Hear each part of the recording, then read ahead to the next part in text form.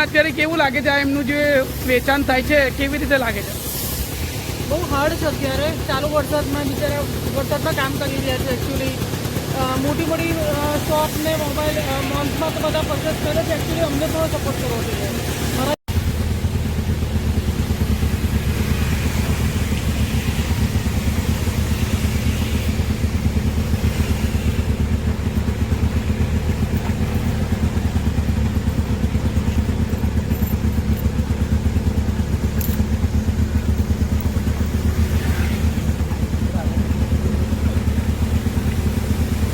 કેટલા વર્ષથી ધંધો કરે છે ભાઈ અહીંયા?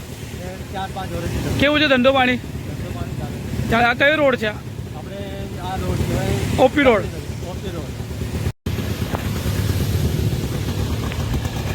AR ન્યૂઝ ફરી છે એક ફ્રેશ રિપોર્ટર. આજે આપણે જોઈ શકો છો જે છત્રીનું માર્કેટ ઓપી રોડ પર લાગેલો હોય ને ઘણા ટાઈમથી એ લોકોનું ધંધો પાણી બી ચાલતો ના હોય ને જે લોકો ડિમાન્ડ કરતા બી થોડુંક ફ્રેન્ચ ઓછામાં એ લોકો આપી દેતા હોય. બસ આપણે એવી પ્રાર્થના કરી રહ્યા છીએ એમની એક ફેરી મુલાકાત કરો. ઓપી રોડ પર આવીને જે રીતે લોકો છત્રીનું ખૂબ રીતે વેચાણ બી કરી રહ્યા છે અને કસ્ટમરોને બી લોકો દેખાઈ રહ્યા છે. આપણે જોઈ શકો છો અને એમના જોડે બી વાત કરી શકશો. પેલા ભાઈ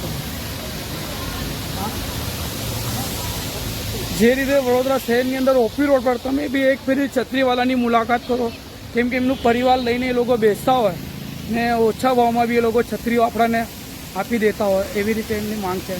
ભાઈ છત્રીની છેલ્લામાં છેલ્લા શું કિંમત તમે રાખી છે ભાઈ? બધી અલગ અલગ ભાવની છે ભાઈ. કેવું છે ધંધો પાણી? ધંધો પાણીમાં પહેલા જેવું કહી રહ્યું નથી. બસ બસ એક છત્રી માટે નાની લઈ ને નાની તો 30,000 25,000 સામેથી ચડીને આવે છે. બસ એવી અવશ્ય કરીને ભાઈ જેટલા બી અહીંયાથી જે નીકળતા હોય એક ફરી અહીંયા પ્રવાસ કરીને અહીંયા છત્રીની મુલાકાત કરીને જાય. હા કરીને જ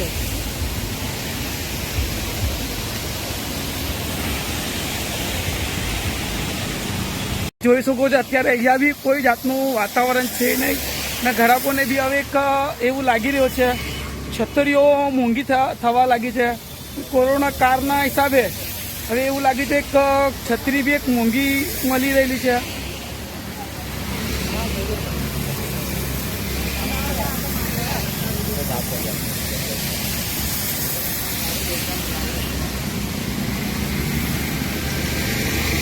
એટલે કે ફોલ્ડિંગ છે એટલે કે હવાની અંદર બી છત્રી તૂટવાનું ચાન્સીસ આવે ના એવી રીતે લોકો કસ્ટમરને બી દેખાઈ રહ્યા છે. તમને સાહેબ છત્રી કેવી લાગે છે? બહુ ગજબ છે. નહીં